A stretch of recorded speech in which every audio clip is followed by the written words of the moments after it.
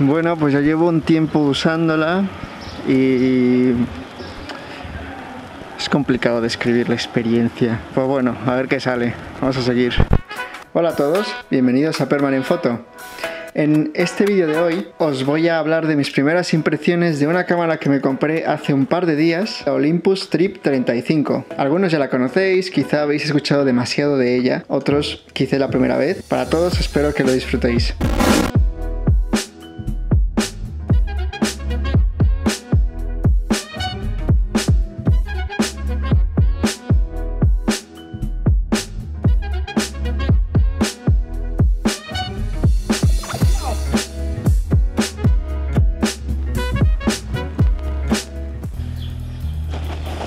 Oh, la acabo de recoger, aquí está.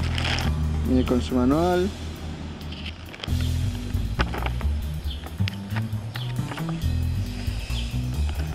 Su funda.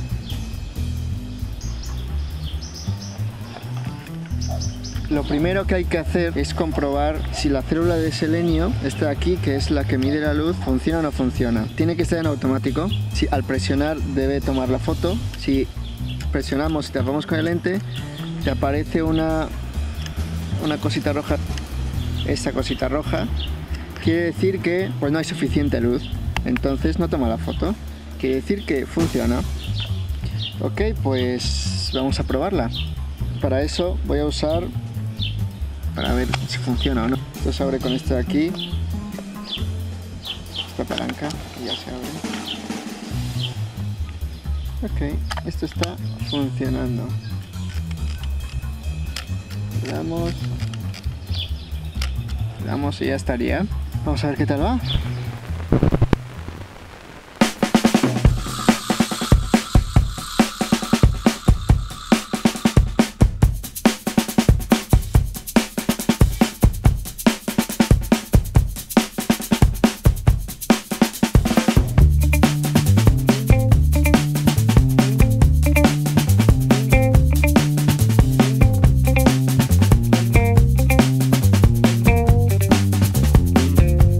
Lo primero que me llama la atención es que la Olympus Trip 35 es muy pequeña, pesa unos 410 gramos.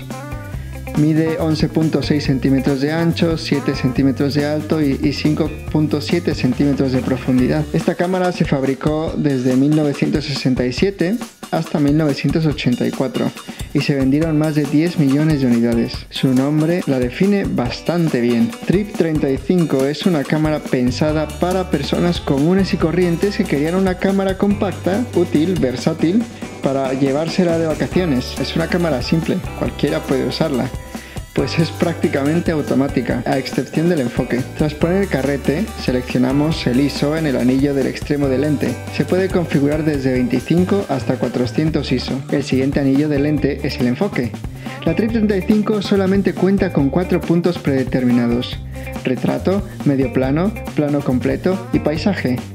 Estos puntos, que están puestos como una persona, un grupo de personas, un grupo de personas más grande, una montaña, corresponden respectivamente a metro, metro y medio, 3 metros e infinito. El último anillo es el de la apertura. Si lo giramos al modo A, automático, la cámara elegirá la velocidad de obturación y la apertura, pero esta cámara solo cuenta con dos velocidades, 1.40 y 1.200. Puedes seleccionar la apertura manualmente desde 2.8 hasta 22, pero este modo tiene como fin utilizar el flash. Por eso la cámara solo usará la velocidad de 1/40.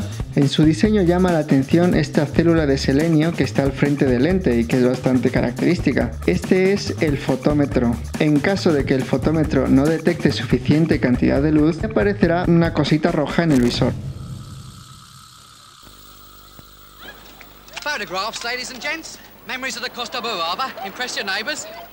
Oh, hang on. That's an Olympus Trip. Wait a tick. Half a mo. Stone me, you're David Bailey, aren't you? No, I'm sorry, I'm not Bailey. Listen, I think you want me. Look, chum, I'm talking to the engineer, not the oily rag. Nah, you can't fool me, David, old son. Don't mind if I call you David, do you? Oh, Zygo lens, like on the Olympus OM2. Built-in light meter. All you have to do is press the shutter. Even you could do that. No, I'd recognise you anywhere, David. I'm a terrific admirer of your work. Terrific pictures. Listen, I'm David Bailey. That's James Hunt. Oh, James Hunt. Who's she? The Olympus Trip. So simple, anyone can use it.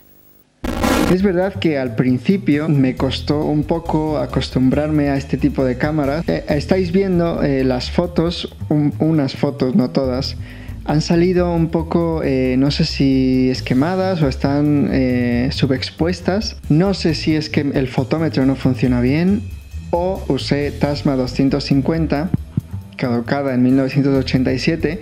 Si no habéis visto ese vídeo, ya lo estáis viendo después de este vídeo, lo dejaré por aquí. Configuré la cámara a ISO 50, aunque no sé si es que la película justo esa está más dañada y había que ponerlo más bajo. No sé si el fotómetro es el que no funciona, no sé si es la apertura.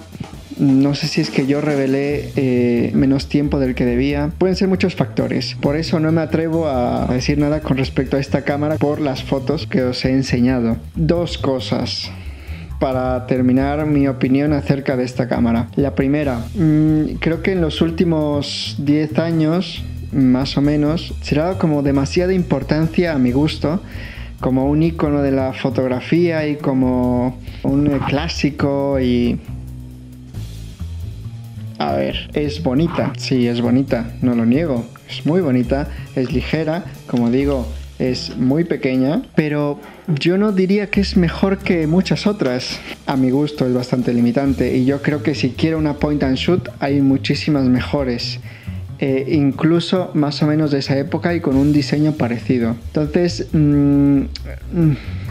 Yo la verdad no entiendo bien cuál ha sido como el boom de esta cámara, porque esencialmente es una cámara muy sencilla, o sea, es para cualquiera, es tan fácil de usar que cualquiera puede usarla, como hemos visto en el comercial. Si estás pensando en comprarte una, pues ok, dependiendo qué es lo que quieras. Yo quería simplemente una cámara de point and shoot para probar. Y elegí esta precisamente un poco por toda la fama que tiene, ¿no?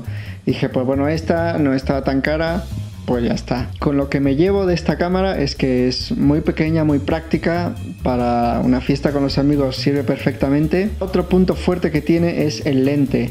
Los lentes Olympus Seiko son muy buenos, muy nítidos, como habéis podido ver. A pesar de que las fotos, la exposición es un poco así, hay bastantes detalles, entonces...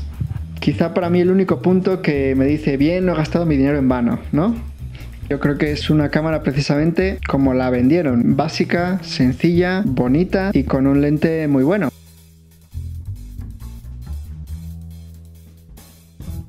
Pues eso sería todo por hoy. Espero que os haya gustado este vídeo. La próxima semana sacaré un vídeo acerca de la primera vez que revelé en color. Fue un desastre, todo mal, no os lo perdáis. Sed felices. Un 40avo de segundo y un 2 centavos de segundo. No sé si se dice así.